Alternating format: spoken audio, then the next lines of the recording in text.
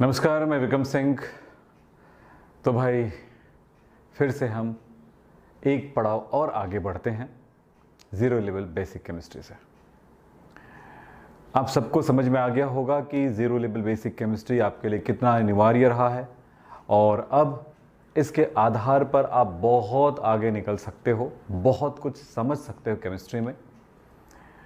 तो आज हम देखेंगे मोल एवं मोल संकल्पना, क्योंकि इससे पहले एक पार्ट आपने देखा था, वो है परमाणु द्रव्यमान। तत्वों का परमाणु द्रव्यमान अगर याद है, और मैं जानता हूं कि आप सबको ये याद हो गया होगा, क्योंकि इससे पहले वाले पार्ट नंबर 17 में आपने देखा है कल। आज आप देखेंगे पार्ट नंबर 18 में ये।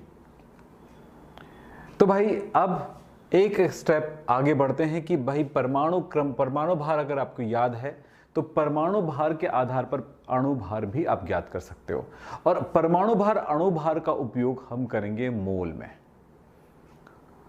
ये सबको याद है? कंफर्म कर लो। अगर याद है तो हम आगे बढ़ेंगे, नहीं याद है तो पहले याद करें फिर उसके बाद समझें। क्योंकि यहां पर हाइड्रोजन हमने याद किया है 11, कार्बन 612, नाइट्रोजन 714, ऑक्सीजन 816 यानी 816, सल्फर 1632, कैल्शियम 2040। इसी तरह से फ्लोरीन 919, एल्यूमिनियम 13727, फास्फोरस 1531। इस तरह से हमने याद किया है। हमारे लिए सबसे महत्वपूर्ण पार्ट होता है उसका परमाणु भार। किसके लिए? हमारे मोल संकल्पना के लिए। तो चलते हैं आगे, एक कदम आगे बढ़ते हैं, वो है मोल। एक सवाल होता है हमारे दिमाग में कि मोल क्या है? मोल क्या है? बेटा, मोल के बारे में एक ही लाइन में बोलूंगा कि जैसे आप एक शब्द सुनते हो दर्जन, है ना? दर्जन एक निश्चित संख्या को दर्शाता है। इस संख्या में आता है 12, यानी कि एक दर्जन किसी चीज को बोल रहा हो, इसका सीधा सा मतलब है 12 है। या एक दर्जन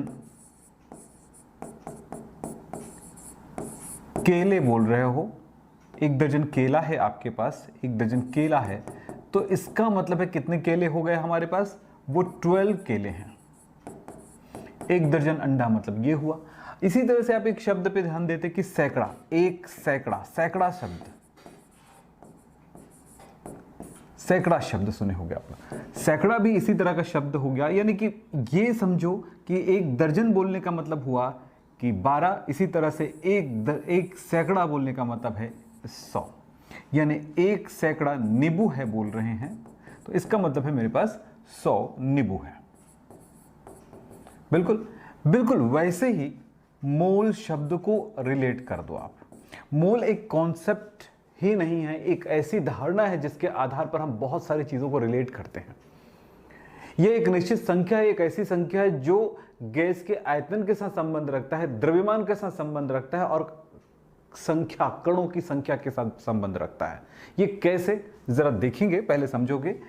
मोल, तो एक मोल एक निश्चित संख्या को दर्शाएगा। जैसे एक सैकड़ा एक निश्चित संख्या को दर्शाता है, एक दर्जन एक निश्चित संख्या को दर्शाता है, वैसे एक मोल इतनी संख्या को दर्शाता है। 6.022222, यानी कि 0.23 भी लिख देते हैं कुछ लोग, तो हम यहाँ पर 22 एनसीईआरटी में यही लिखा हुआ है।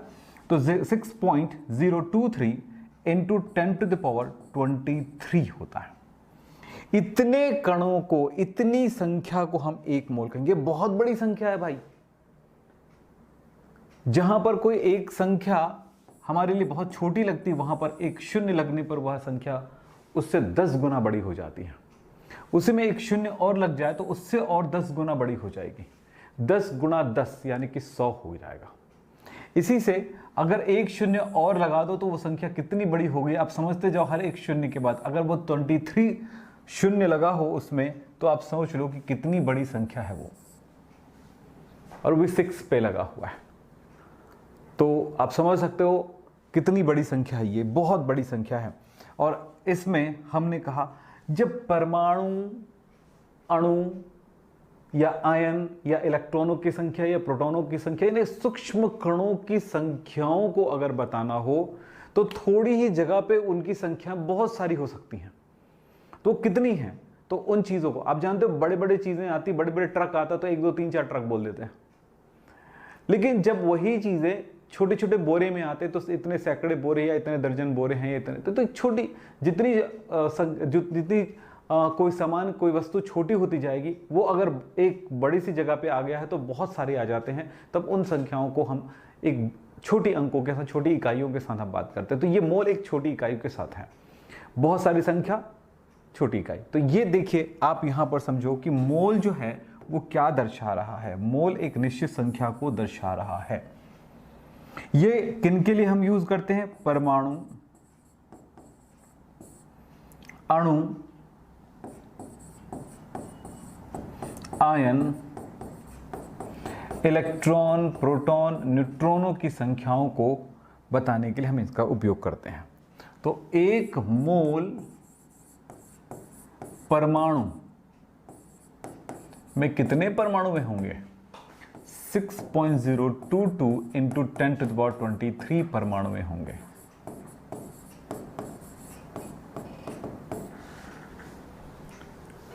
अब ये सोचना है कि इस मोल का किसी के साथ संबंध क्या है, किनके साथ क्या संबंध है। ये अब छोटी सी बातों को समझ जाए तो हमारा काम आसान हो जाएगा। बड़ी बड़ी परिभाषाओं की तरफ अभी जाने की जरूरत नहीं है, क्योंकि छोटी छोटी बातें अगर समझ में आ जाता है तो बहुत सारी हम गहराई में जा सकते हैं। तो मोल पदार्थ की मात्रा की इकाई है।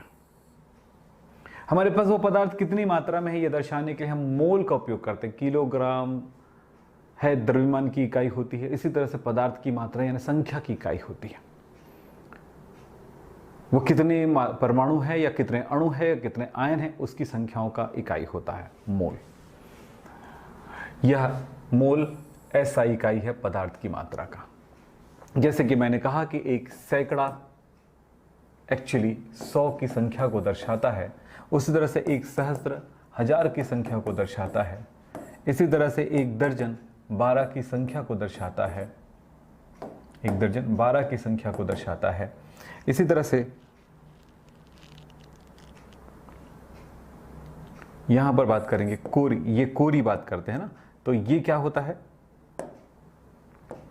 एक कोरी जो है या स्कोर जो है ये 20 की संख्या को दर्शाता है। तो मोल भी है वो कितनी संख्या को दर्शाता है? 6.023 इंटू 10⁻23 को दर्शाता है। एवोगैड्रो संख्या है, इसी को हम एवोगैड्रो संख्या कहते हैं। ये जो नंबर है इस नंबर को हम कहेंगे एवोगैड्रो नंबर। क्या बोलेंगे हम इसको? एवोगैड्रो संख्या कहते हैं। ये एवोगैड्रो संख्या है। तो इस तरह से आप यहां पर देखिए 6.023 इंटू 10⁻23 एक निश्चित संख्या मोल है, और इस नंबर को एक क्या नाम दिया गया है? Avogadro number. तो एवोगैड्रो नंबर एक स्थिरांक हुआ, यानी कितनी संख्या को दर्शा रहा है? 6.023 इंटू 10⁻23। हम लिख सकते हैं 6.022 इंटू 10⁻23 भी लिख सकते हैं। ध्यान रखें, मोल पदार्थ की मात्रा की एसआई इकाई है। यह एक निश्चित मात्रा को प्रदर्शित करता है। मोल का संबंध पदार्थ के द्रव्यमान, उसके कणों की संख्या और गैस के आयतन से संबंधित होता है। इस तरह से हमारे पास 3 फॉर्मूले बन जाएंगे। देखिए, द्रव्यमान को मैं W से दर्शाता हूं, कणों की संख्या को मैं N0 से दर्शाता हूं और गैस के आयतन को V से दर्शाता हूं। तो इसके साथ क्या संबंध बनेगा, ये 3 फॉर्मूले में आपके सामने लिख रहा हूं। मोल के संकेत है स्मॉल n, तो ये होगा small n is equals to W/m, small n is equals to N0/Na। अब ये Na क्या है भाई? एवोगैड्रो संख्या है। इस संख्या को हम Na से दर्शाते हैं। तो Na लिखा है मतलब ये इतनी संख्या को दर्शा रहा है। आप देखें यहां पे, तो ध्यान दीजिएगा,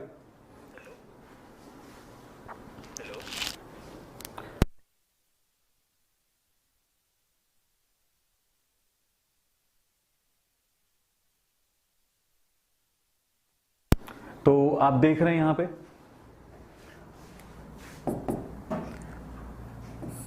गैस के आयतन V बाई 22.4, ये है लीटर में।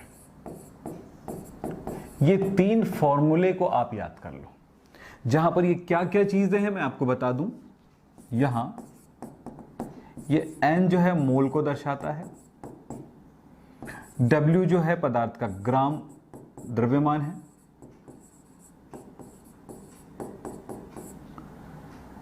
एंड नॉट जो है वो कणों की संख्या है, कणों की संख्या, एंड A जो है एवोगैड्रो नंबर है 6.022 × 10⁻23। V जो है गैस का STP पर आयतन है।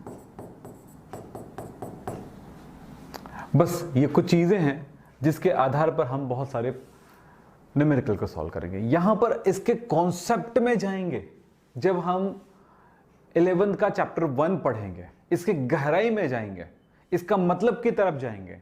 पहले तो ये 3 बातें याद हो जानी चाहिए। हर बच्चे के लिए बहुत जरूरी कि छोटी सी ये 3 बातें हैं उनको याद करना है। N = W/m। m क्या चीज है? यस, m जो है अणुभार, अणु के लिए अणुभार होगा या परमाणु के लिए परमाणु भार होगा, यानी तत्व के लिए परमाणु भार होगा, यौगिक के लिए अणुभार होगा, तत्व के लिए परमाणु भार होगा। अब हम बात करते हैं यहां पे 3 फॉर्मूले, अगर आपको याद हो गए हो तो N = W/m। N = कणों की संख्या, कण मतलब होता है परमाणु, अणु या आयन की संख्या बटा Na, और N = होता है V लीटर में बाई 22.4। ये कुछ 3 बातें हैं, इसको याद कर लो, बस 3 बातें। इन तीनों बातों से मैं आगे बहुत सारी चीजों को आपको क्लियर करूंगा। फिलहाल इन 3 बातों को याद रख लो। मोल की अवधारणा की तरफ हम जाएंगे गहराई में आगे जाकर के, लेकिन सबसे पहली बात है कुछ छोटे छोटे प्रश्नों को हम हल करके देख लेते हैं। एक छोटा सा प्रश्न आपके पास लिखा हुआ है, 5 ग्राम कास्टिक सोडा के मोलों की संख्या ज्ञात कीजिए। 5 ग्राम कास्टिक सोडा के मोलों की संख्या ज्ञात कीजिए। कैसे ज्ञात करोगे आप इसको? 5 ग्राम कास्टिक सोडा, मोलों की संख्या 5 ग्राम। ये 5 ग्राम क्या दिखा रहा है? कास्टिक सोडा क्या दिखा रहा है? मोलों की संख्या क्या दिखा रहा है? 3 चीजें दिखा रहा है।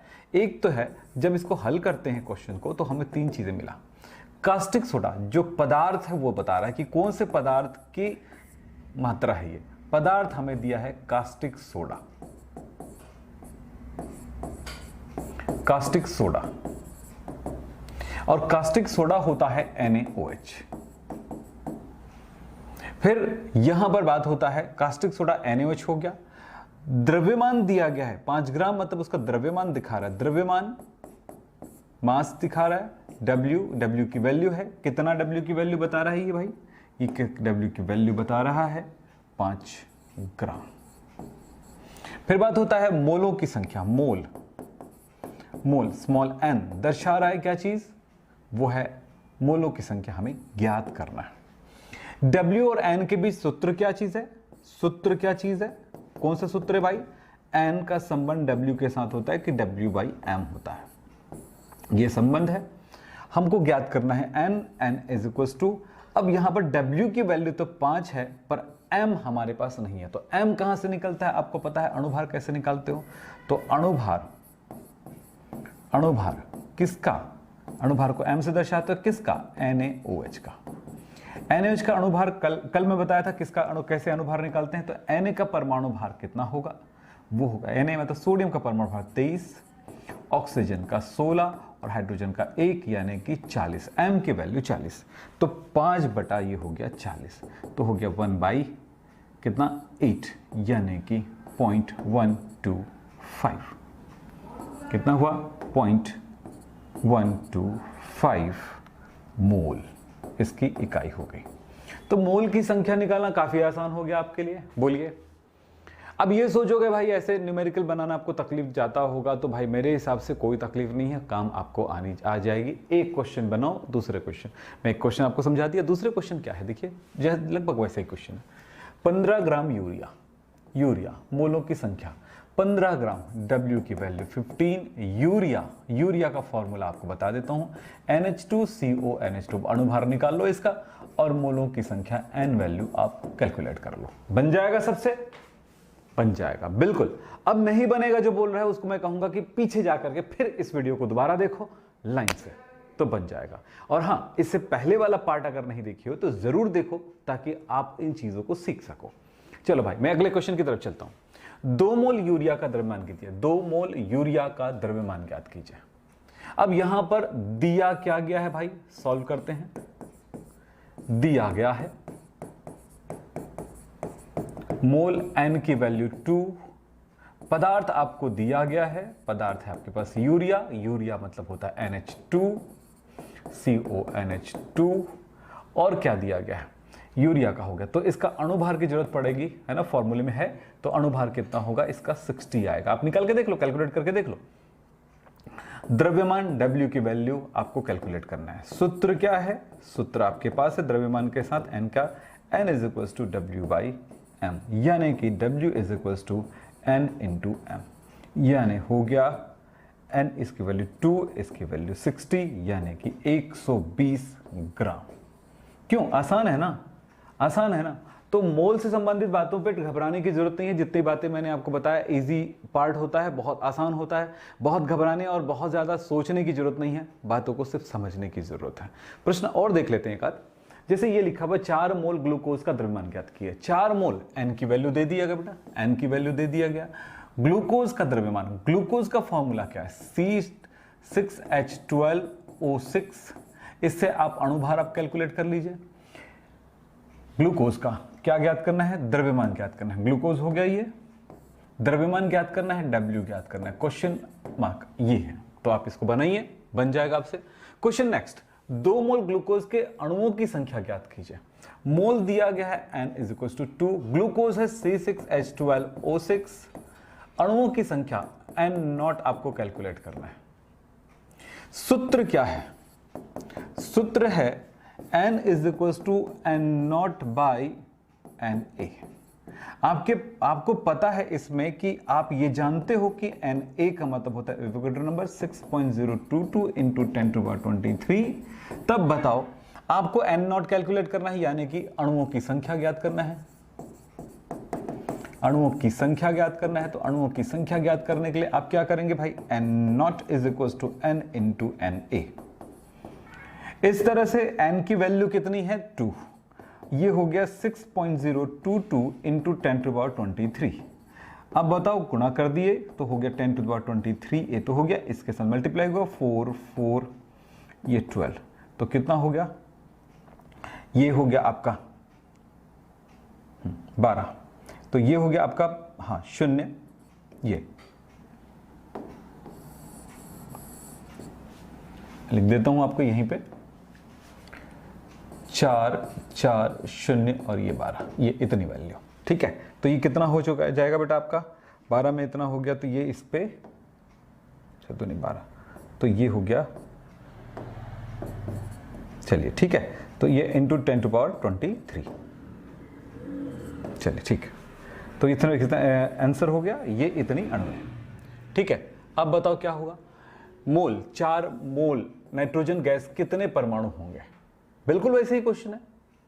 यहां पर गैस N2 होगा और परमाणुओं की संख्या जस्ट दुगुनी होगी, तो आप कैसे निकालोगे, N की वैल्यू 2 और नाइट्रोजन होता है N2, कितने परमाणु होंगे, तो भाई वही वाला फॉर्मूला N0/Na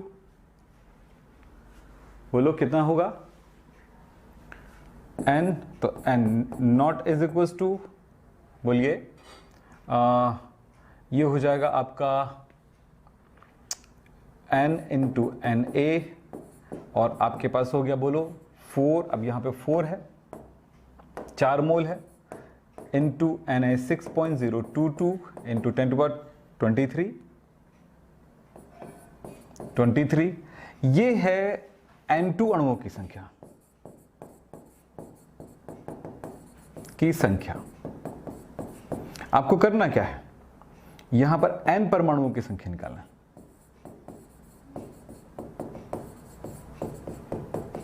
तो मुझे ये बताओ n2 जितना रहेगा n उससे दुगुना रहेगा, क्योंकि एक n2 में 2 n है। सो ये हो जाएगा 2 × 4 × 6.022 × 10⁻23। तो बताओ क्या ये प्रश्नों को हल कर सकते हो? क्या ऐसे क्वेश्चन बना सकते हो? मोल का संकल्पन आपको समझ में आया? हाँ कि ना? तुरंत बताइए मुझे, क्या आपको ये समझ में आया? बोलिए हाँ कि ना भाई, बोलो जल्दी से।